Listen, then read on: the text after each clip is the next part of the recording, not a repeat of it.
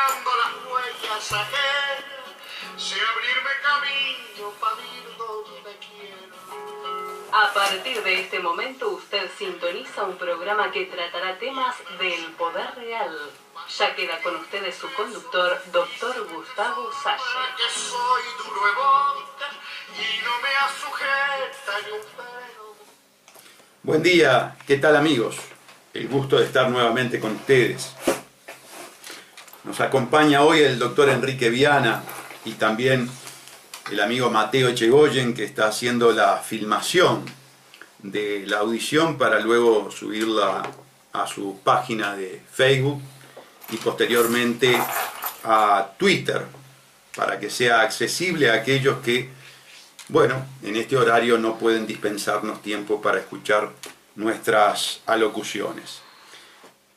Habíamos adelantado por nuestra cuenta de Twitter que hoy pretendíamos estudiar la ley 19.446, que modifica el régimen de libertad provisional, condicional y anticipada, obviamente contextualizada en la realidad fáctica que vive el país, que es la realidad de un aumento de la criminalidad marginal y también un aumento de la criminalidad de cuello blanco.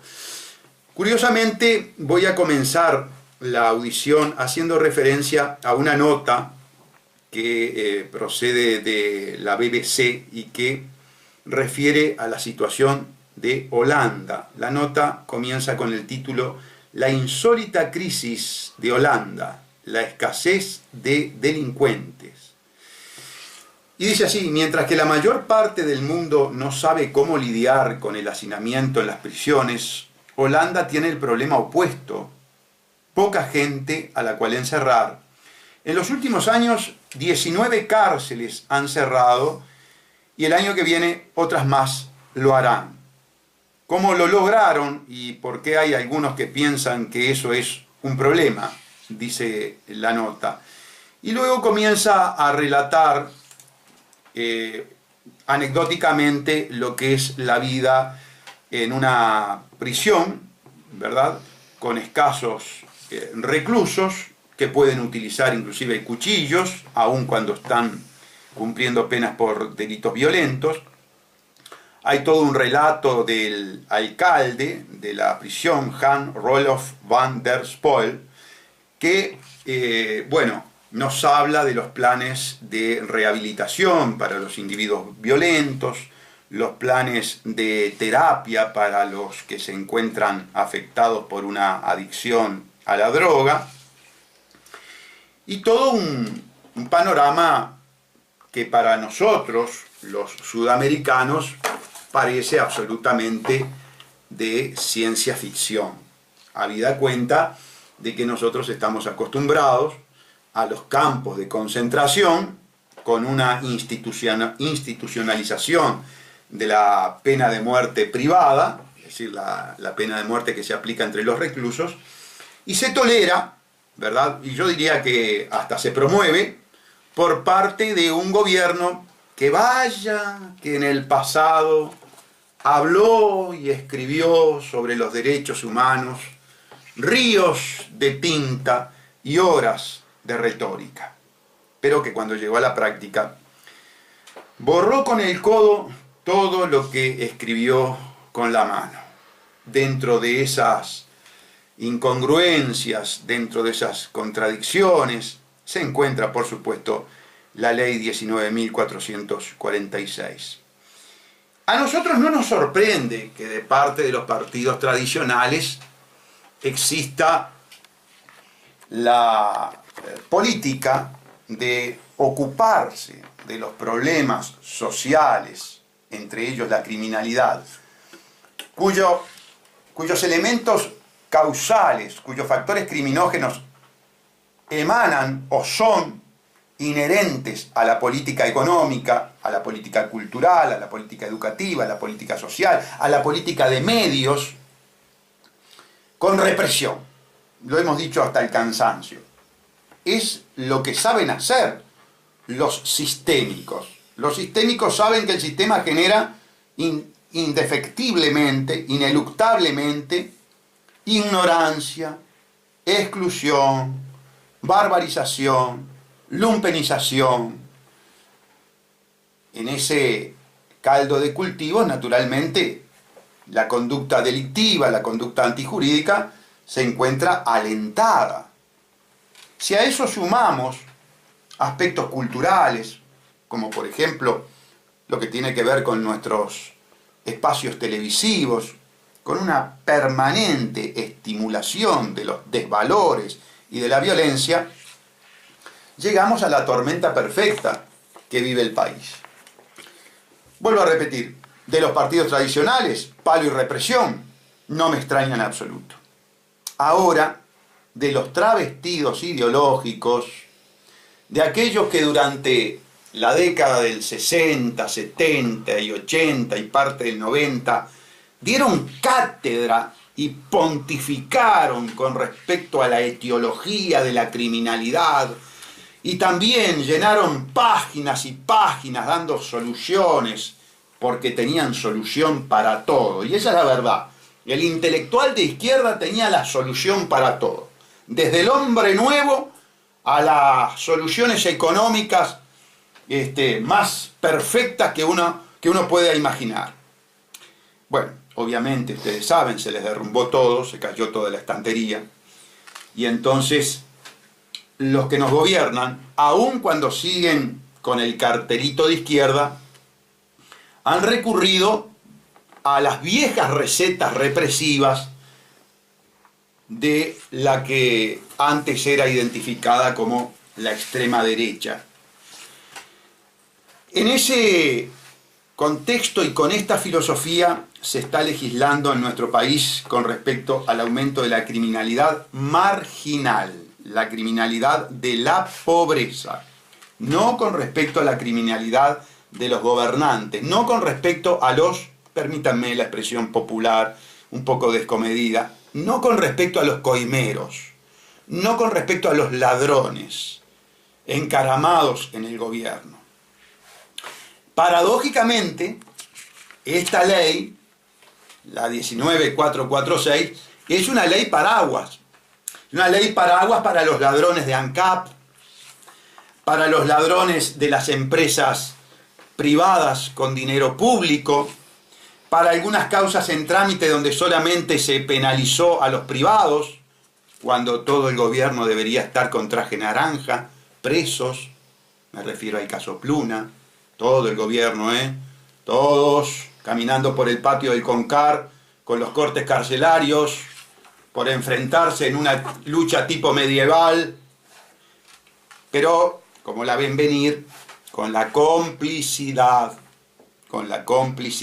de blancos, colorados e independientes que cogobiernan, que son un partido único, que nos mienten, porque esa es la esencia del político, mentirle a la población. Miren, yo voy a dar un ejemplo de confesión de inmoralidad política. Me refiero al expresidente por 2 veces, Julio María Sanguinetti, refiriéndose a Donald Trump, y dijo: esperemos que no cumpla con lo prometido en la campaña y que se dé vuelta en el aire. Estos 2 conceptos son textuales. De ello emerge una apología de la mentira, del engaño, de la hipocresía, de la demagogia, del político respecto al electorado, al pueblo. Confesada en forma absolutamente impúdica por el expresidente Julio María Sanguinetti. Referido, vuelvo a repetir, a las propuestas electorales de Donald Trump.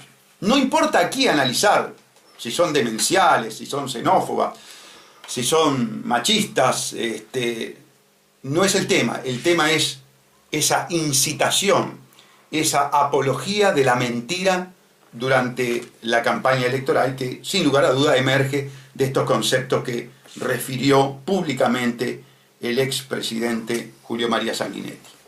Y de eso se trata el político normalmente tiene un objetivo, que es captar votos.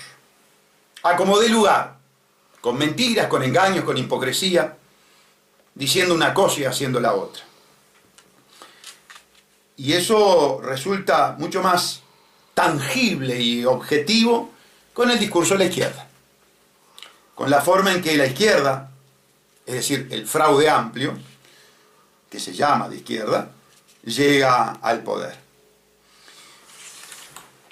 Hay un aumento de la criminalidad marginal, sin lugar a ninguna duda. ¿Fruto de qué? Bueno, fruto de un modelo económico que nos lleva a un país fundido e inviable.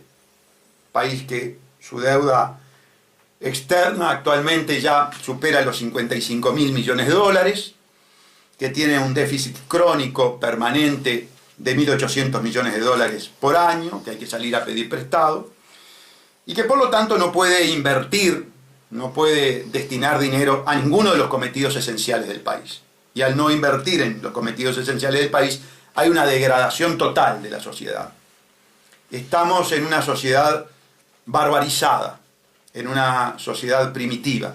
Es tan grande la fractura social, es tan grande la exclusión, es tan grande el fracaso educativo, es tan grande la destrucción de la familia, es tan grande la destrucción axiológica que sistemáticamente se sustenta en los diferentes medios de comunicación, pero fundamentalmente en la televisión, que todo esto genera, como me gusta decir, la tormenta perfecta, desde el punto de vista sociológico en el país.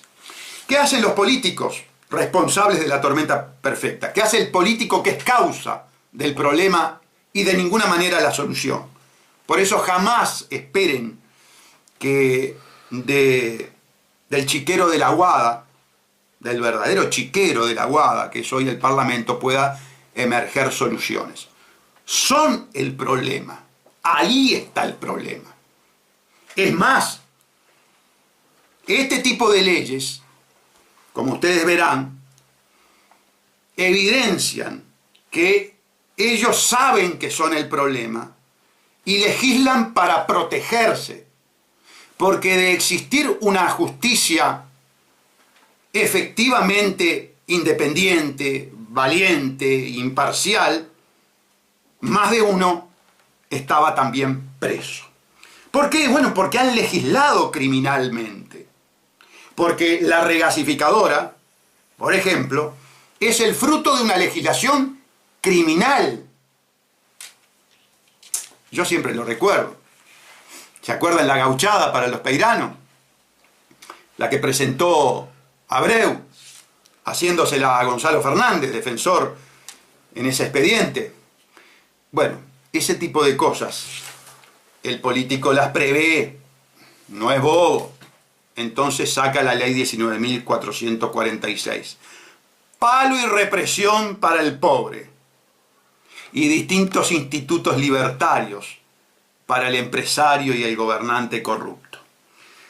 De eso vamos a estar hablando luego de esta contextualización con el doctor Enrique Viana, que le damos la bienvenida.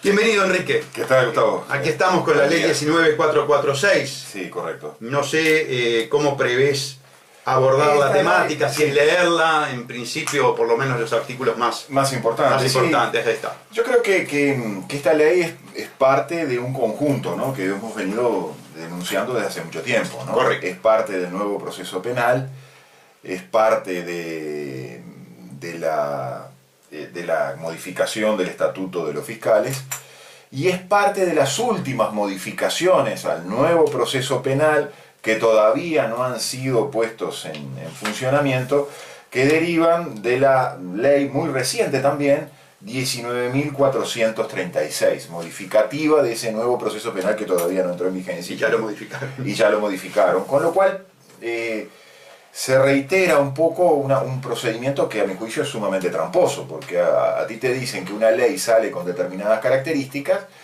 postergan su vigencia, y el día que va a ponerse en vigencia resulta que fue modificada a mitad de camino nuevamente, ¿no? Y no dudo de que puedan introducirse otras modificaciones.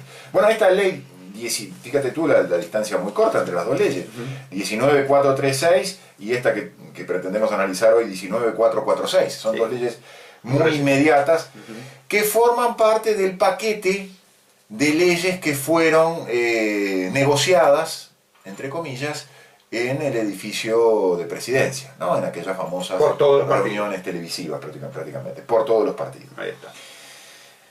Acá hay una cosa que es lo siguiente, y parece un poco reiterativo, uno lo dice en forma repetida. Esta ley es nuevamente inconstitucional, tiene varias inconstitucionalidades.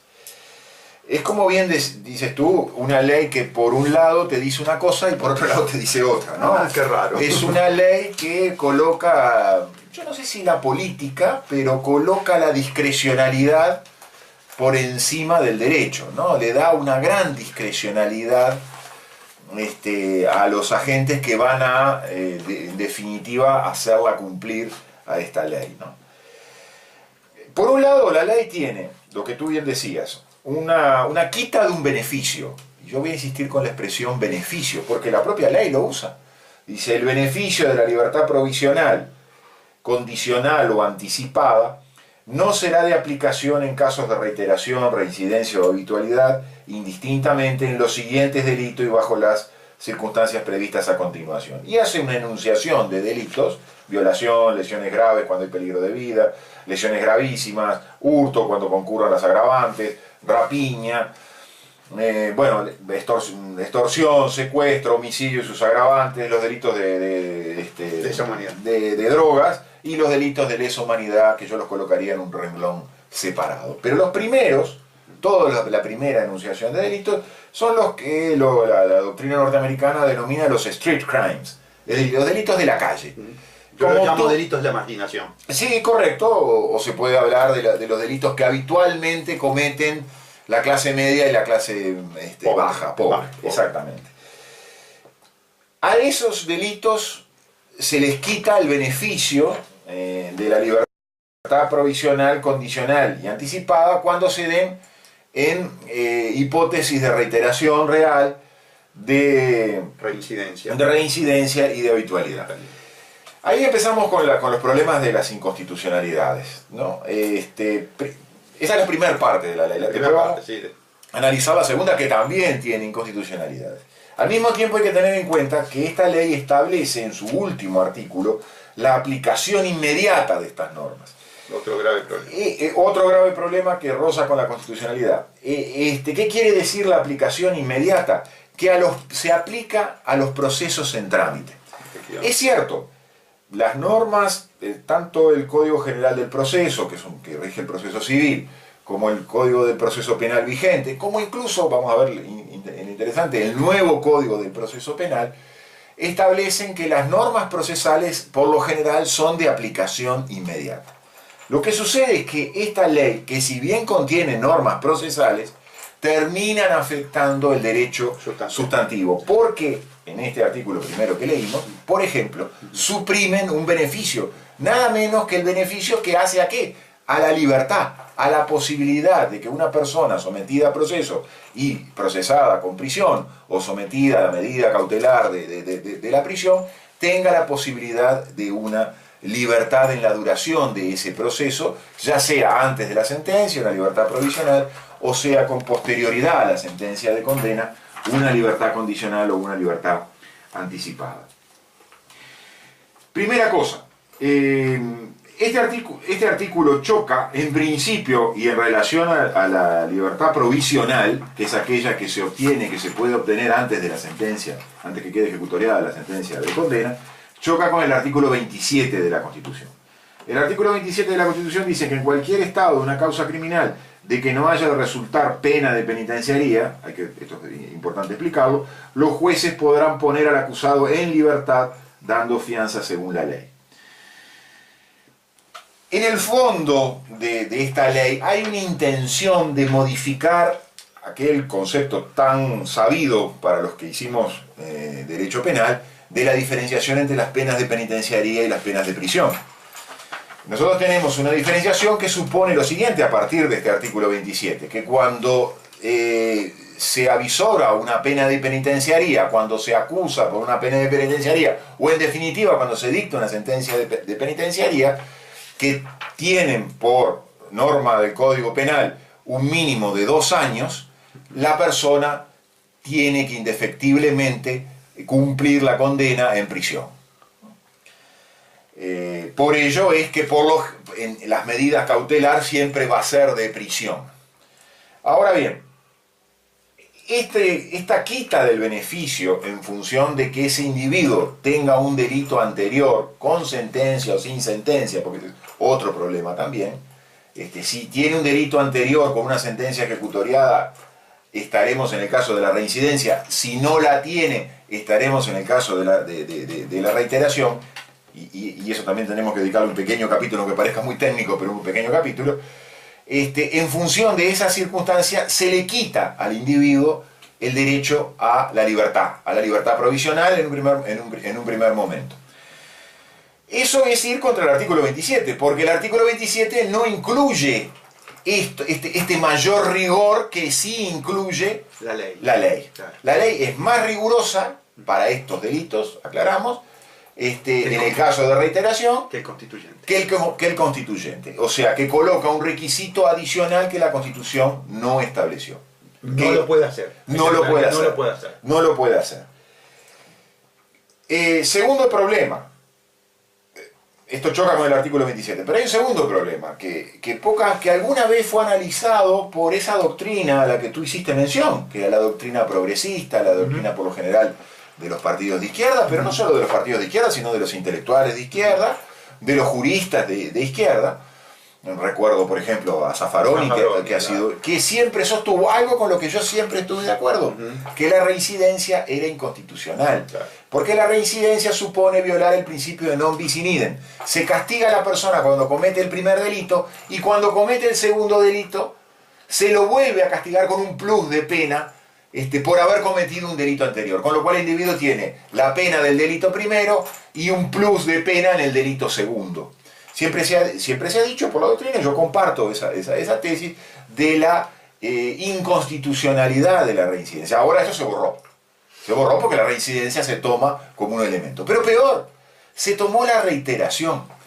Que la reiteración supone que un individuo presuntamente cometió un delito, fue procesado, pero todavía, principio de inocencia mediante, no tiene una sentencia de condena ejecutoriada. Efectivamente. Y entonces, lo castigamos más a un individuo que todavía no sabemos si es culpable o no. Correcto. Con lo cual, ahí sí, me parece que con Zaffaroni o sin Zaffaroni tenemos que concluir que hay otra. Non bis in idem y principio de inocencia, los dos Ahí absolutamente está, violados. ahí está, exactamente. Más bien yo diría que el principio de inocencia, porque el non bis in idem supone una condena anterior y acá ni siquiera tenemos esa condena, pero coincido que el propósito es ese, es ser más riguroso. Por eso insisto con esto, el artículo 1 dice el beneficio. Bueno, ¿qué es lo que sucede con esta ley? En esas circunstancias se quita un beneficio, se hace más gravosa la situación de un individuo y se lo hace con aplicación inmediata, o sea que a los procesos en trámite. Ahí ingresamos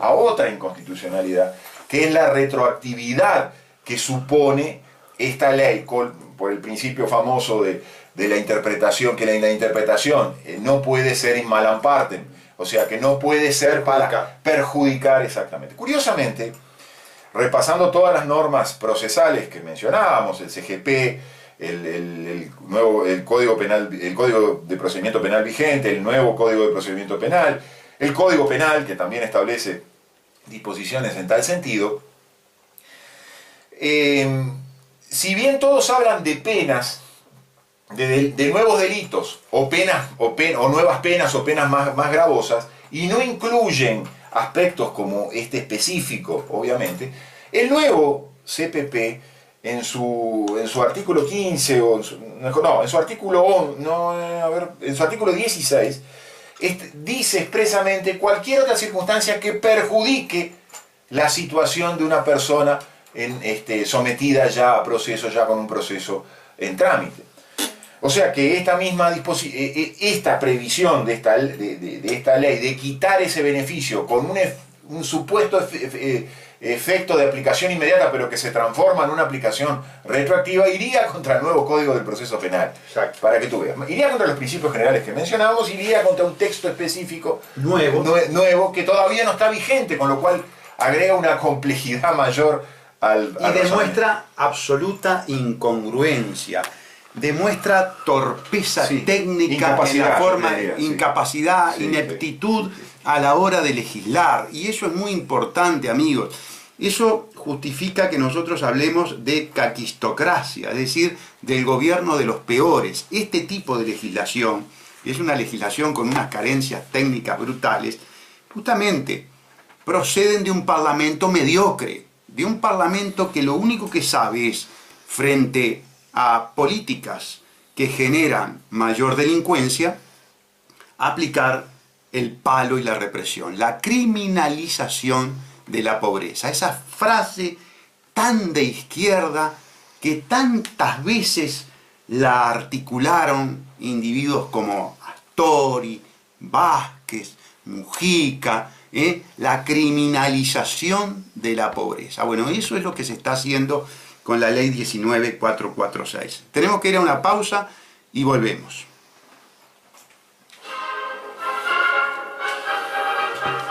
Todos los días a las 13:30 Sería interesante que, nos habla de los planes de rehabilitación para los individuos violentos, los planes de terapia para los que se encuentran afectados por una adicción a la droga, y todo un panorama que para nosotros, los sudamericanos, parece absolutamente de ciencia ficción, habida cuenta de que nosotros estamos acostumbrados a los campos de concentración con una institucionalización de la pena de muerte privada, es decir, la pena de muerte que se aplica entre los reclusos, y se tolera, ¿verdad? Y yo diría que hasta se promueve por parte de un gobierno que en el pasado habló y escribió sobre los derechos humanos,